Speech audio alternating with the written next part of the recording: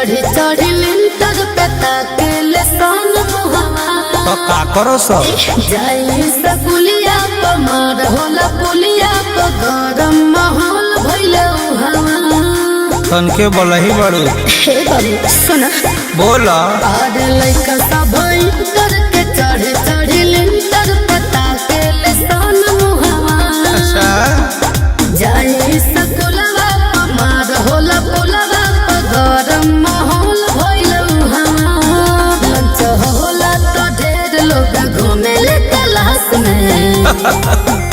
एहो गारा दाम चले बाड़ू नौवे क्लास में ये ना दे दो पढ़े वाला लइकन के डूबलू चंपा रास में अच्छा तो का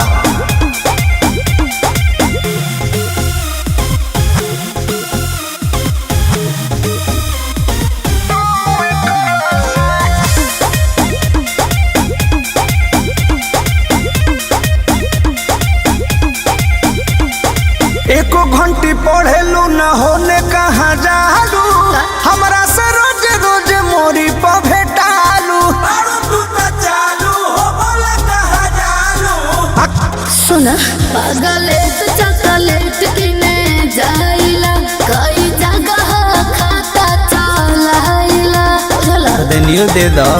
बोली बोली तो गोली चलेला के पास में गरदम चले बाड़ू नौवे क्लास में अरे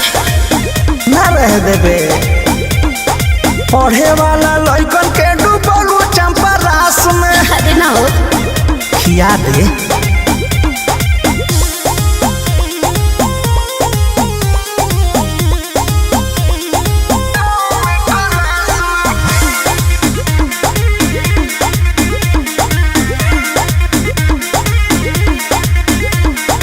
जैबू जबरदस्त में तो बस में न रहबू का? दीपक मतलबिया गोलुआ के डहबू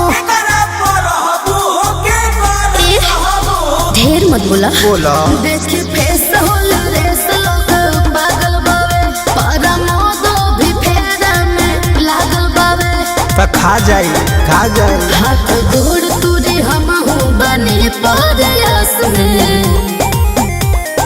गारा दम चले बाड़ू नौवे क्लास में क्यों लेट कर रही हो वाया पढ़े वाला लइकन के डूबलू चंपा रास में हरी रहेगा एहो गारा दम चले बाड़ू नौवे क्लास में ये ना दे दो पढ़े वाला लइकन के डूबलू चंपा रास में अच्छा तो का